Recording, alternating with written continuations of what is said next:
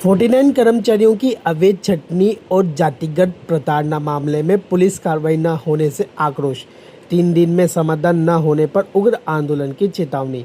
Stone शीपर्स कर्मचारी संघ रानपुर एवं भारतीय मजदूर संघ ने कोटा स्टोन शीपर्स लिमिटेड प्रबंधन के खिलाफ आंदोलन तेज करने को लेकर मोर्चा खोल दिया है। श्रमिक नेताओं ने प्रबंधन पर कर्मचारियों के साथ घोर अन्यायपूर्ण व्यवहार, गैर कानूनी छटनी, डराने धमकाने और जातिगत रूप से प्रताड़ित करने के बेहद गंभीर आरोप लगाए हैं।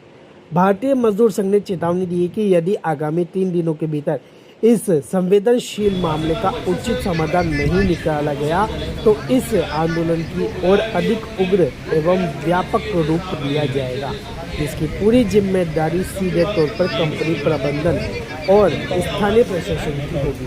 स्टोन शीपर कर्मचारी संघ के अध्यक्ष नाथूलाल गोस्वामी ने आज शुक्रवार को शाम 5 बजे जानकारी देते हुए बताया कि कंपनी के बाहर शांतिपूर्ण तरीके से अपनी मांगों को लेकर धरना दे रहे असहाय कर्मचारियों को डराने धमकाने और जातिगत रूप से अपमानित व प्रताड़ित किया गया है। इस संबंध में रानपुर थाना पुलिस ने कंपनी को 2 रसूख प्रबंधकीय अधिकारियों गजानंद गौड़ एवं विष्णुदत्त शर्मा के विरुद्ध गंभीर धाराओं तथा अनुसूचित जाति एवं अनुसूचित जनजाति अधिनियम के तहत मुकदमा दर्ज किया है। उन्होंने कहा कि एफआईआर दर्ज होने के बाद भी आज तक पुलिस द्वारा आरोपियों की गिरफ्तारी नहीं की गई है, जिससे पीड़ित कर्मचारियों में गहरा भय, निराशा और भारी आक्रोश व्याप्त है।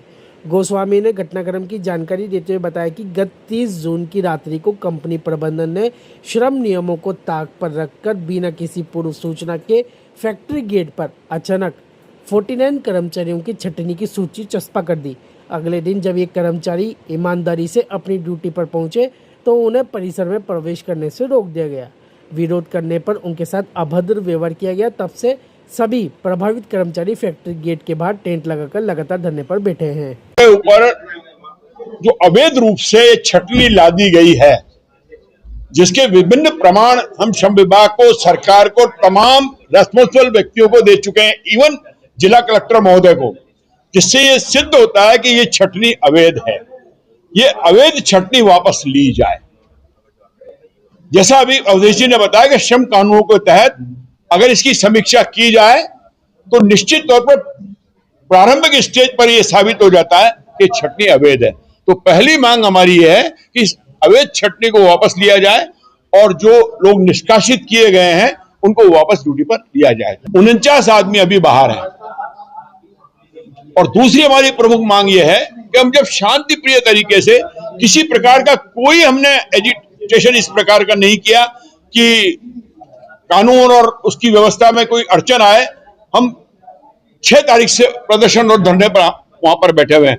धरना स्थल के पास आकर के हमारे बैठे हुए मजदूरों को गाली गलौज करना, उनको अपशब्द बोलना, उनको जाति सूचक शब्दों से अपमानित करना और ऐसी ऐसी बातें बोलना जो यहां माइक पर बोली नहीं जा सकती, और बाउंसरों का प्रयोग करना, वहां बाउंसर रखे हुए उनका प्रयोग करना, और उससे डर के फिर हम पुलिस प्रशासन के पास गए, वहां एफआईआर लॉन्च कराई। उन्होंने एफआईआर लॉन्च करी, इंक्वायरी करी और सबके बयान लिए।